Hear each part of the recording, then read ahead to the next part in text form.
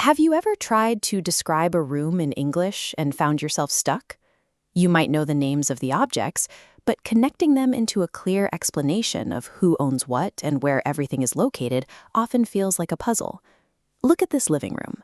Today, we're going to walk through the steps to describe exactly what is in this room, who it belongs to, and what is happening in the space right now. First, we have to establish what exists.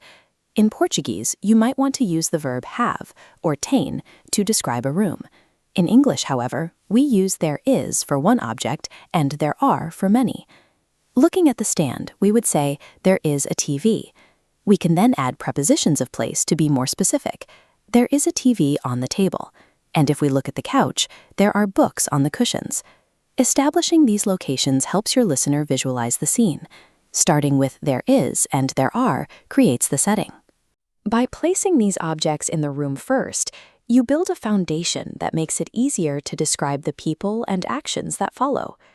Now that the stage is set, let's introduce two people, Pat and Jake. To tell their story, we need to identify which of these scattered objects belong to them. Instead of using a single word for ownership, English distinguishes between adjectives and pronouns.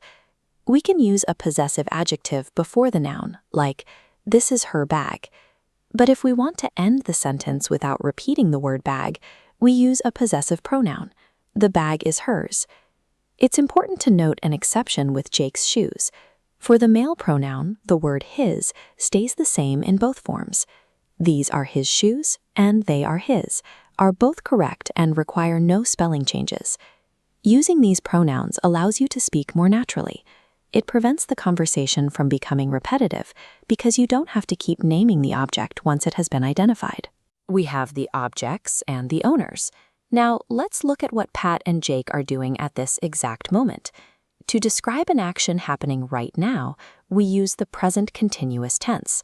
We take the subject, add the verb to be, and then the verb with an ing ending.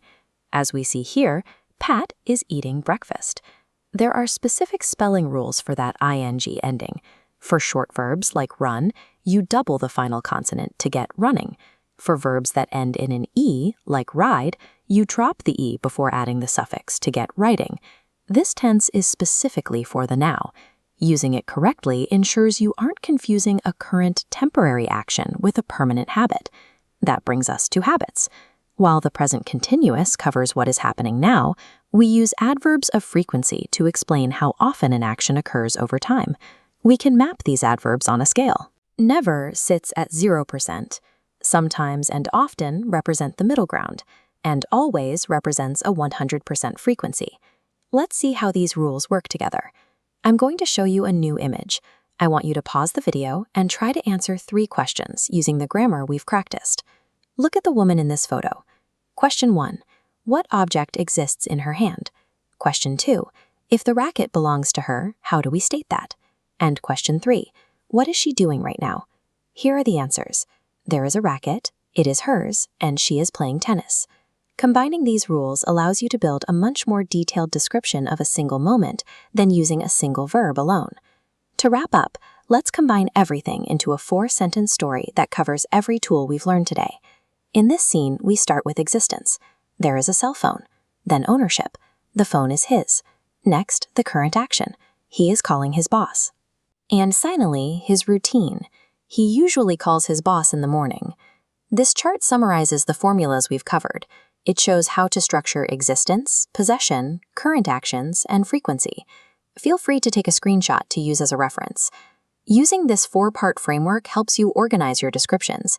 It provides a clear way to talk about the objects, people, and actions you encounter in your daily life.